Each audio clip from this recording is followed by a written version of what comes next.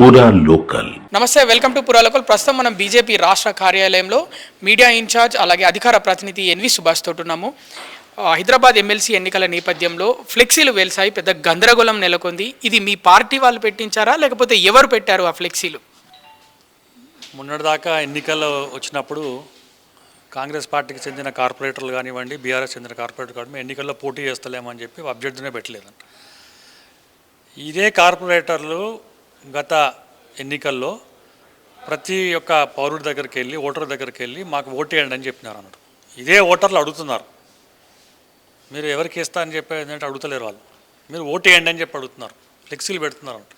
అంటే మా దగ్గరకు వచ్చినప్పుడేమో ఓటు అడుగుతున్నారు, మీ దగ్గర ఎన్నికలు వచ్చినప్పుడు మీరు ఓటు వేయలేదంటే ఇదేం ప్రజాస్వామ్యం అని చెప్పి ప్రజల దగ్గర నుంచి వస్తున్న ఈ యొక్క స్పందన ఈరోజు కాంగ్రెస్ పార్టీ మరి మా మీద బురద రాజకీయం చేస్తుంది. దీన్ని మేము తీవ్రంగా ఖండిస్తున్నాం. ఇది ఎందుకంటే కాంగ్రెస్ పార్టీ అధికారంలో ఉన్నప్పుడు వారు ఎంఐఎంకి సపోర్ట్ చేసినారు, బీఆర్ఎస్ పార్టీ అధికారంలో ఉన్నప్పుడు ఎంఐఎంకి సపోర్ట్ చేసినారు.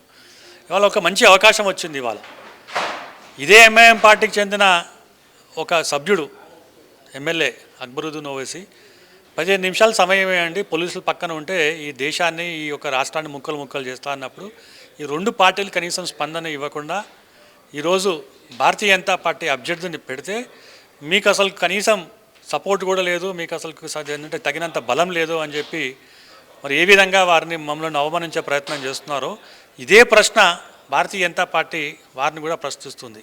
గత 2017 ఎన్నికల్లో, రాష్ట్రపతి ఎన్నికల్లో మేము ఒక దళితుని తీసుకొచ్చి పెడితే రాష్ట్రపతిగా మీరు మళ్ళా పోటీగా ఇంకోలం పెట్టినారు, అప్పుడు మీకు మెజారిటీ ఉందా? 2022లో ఒక ఆదివాసీ మహిళను తీసుకొచ్చి పోటీ పెడితే మీరు కూడా అప్పుడు తీసుకొచ్చి ఇంకొక పోటీగా పెట్టినారు, అప్పుడు మీకు అంటే మొత్తం పోటీ ఉందా? అప్పుడు ప్రజాస్వామ్యం, అప్పుడు ఓటు గురించి, విలువ గురించి మాట్లాడిన మీరు ఈరోజు మీకు మరి 120 సంవత్సరాల కాంగ్రెస్ పార్టీ అని చెప్తారు, ప్రజాస్వామ్య విలువ గల పార్టీ అని చెప్తారు, దేశ చరిత్ర, దేశ స్వాతంత్రం తీసుకొచ్చిన పార్టీ అని చెప్తారు. ఎన్నికల్లో పోటీ చేసే సత్తా లేకుండా ఒక తోక పార్టీతో పోతున్నారంటే ఇది ఏ విధంగా ప్రజలు అర్థం చేసుకోవాలి? అందుకోసం ఫ్లెక్సీలు వచ్చినాయి. ఇప్పుడు ఎలాగో నవంబర్, డిసెంబర్లో జిహెచ్ఎంసీ ఎన్నికలు రాబోతున్నాయి. ఇప్పుడు మరి ప్రజలకి మీరు ఏం చెప్పబోతున్నారు? కార్పొరేటర్లకు చాలామంది ఎన్నికలకు దూరంగా ఉంటున్న పరిస్థితి, హైదరాబాద్ ఎమ్మెల్సీ ఎన్నికలకు ప్రజలకు మీరు ఏం చెప్పాలనుకుంటున్నారు? కార్పొరేటర్లు మీరు తప్పకుండా ఎన్నికల్లో పాల్గొనాలి. మీరు మళ్ళా తిరిగి పోటీ చేయాలంటే, మళ్ళా గెలవాలంటే మీరు ప్రజల దగ్గరికి వెళ్ళినప్పుడు ఇదే ప్రజలు అడుగుతారు, మీరు ఓటేసినారా అని చెప్పి. మేము కూడా ఓటేయమని చెప్తారు. అప్పుడు మీరు ఏంటంటే ఏం జవాబు పెడతారు? ఒక మంచి అవకాశం వచ్చింది మీకు ఇవాళ. ఈ యొక్క రాష్ట్రాన్ని, ఈ యొక్క అంటే మొత్తం అంటే నగరాన్ని ఒక ఎంఐఎం గుప్పిట్లో పెట్టుకునే పరిస్థితి రాకుండా ఉండాలంటే భారతీయ జనతా పార్టీకు తప్పకుండా మద్దతు పలకాలి. మీరు ఎన్నికల్లో పోటీ చేయకుండా ముఖం చాటేసినారు. ప్రజాస్వామ్యం గురించి ఎన్నికల్లో గెలుపు ఓటింగ్ పక్కన పెట్టినా కూడా ఒక దేశ చరిత్ర గల కాంగ్రెస్ పార్టీ ఈరోజు మీరు ఎన్నికల్లో నుంచి తూక ముడుచుకొని పోతున్నారంటే ఇది ప్రజాస్వామ్యానికి వ్యతిరేకం. మీరు ప్రజల దగ్గరికి వెళ్ళినప్పుడు ఇదే ప్రశ్న అడుగుతారు, తప్పకుండా స్పందిస్తారు, తప్పకుండా మీరు జవాబు చెప్పాల్సిన అవసరం ఉంది. తప్పకుండా మీరు ఈ యొక్క ఎన్నికల్లో మీరు ఎవరు కోటేస్తారని పక్కన పెట్టండి, కానీ ఎన్నికల్లో పార్టీ ఏంటంటే మీరు ఏంటంటే రావాలి. ఎన్నికలు ఏంటంటే మీకు ఏంటంటే ఉన్న ఓటు హక్కును ఏంటంటే వినియోగించుకోవాలి. బీఆర్ఎస్ కార్పొరేటర్ అలాగే కాంగ్రెస్ కార్పొరేటర్లు ఓటేయడానికి సుముఖంగా ఉన్నప్పటికీ పార్టీ నిర్ణయం మేరకే వారు ఓటింగ్కి దూరంగా ఉంటున్నారని మీరు భావిస్తున్నారా? వాళ్ళ సెల్ఫ్ ఏంటంటే ఇంట్రాస్పెక్షన్ చేసుకోవాలి, వాళ్ళ ఆత్మ విమర్శన చేసుకోవాలి, మేము ఓటేయాలన్నా వద్దా అని చెప్పి. ఎందుకంటే రేపు పొద్దున ప్రజల దగ్గరికి వెళ్ళినప్పుడు ఇప్పుడు ఏంటంటే ప్రజలు ఇంపార్టెంట్, పార్టీలు ఇంపార్టెంట్ కాదు, ప్రజలు ఇంపార్టెంట్. ప్రజలు అడుగుతారు కదా, మరి ఏమని అడుగుతారు మీరు? అప్పుడు ఎందుకు ఓటేయలేదని చెప్పాడు అంటే జస్ట్ అడుగుతారు, మా పార్టీ పెట్టిన అంటే మీ పార్టీకి ఓటేయమంటే మీరు ఎక్కడ పోతారు?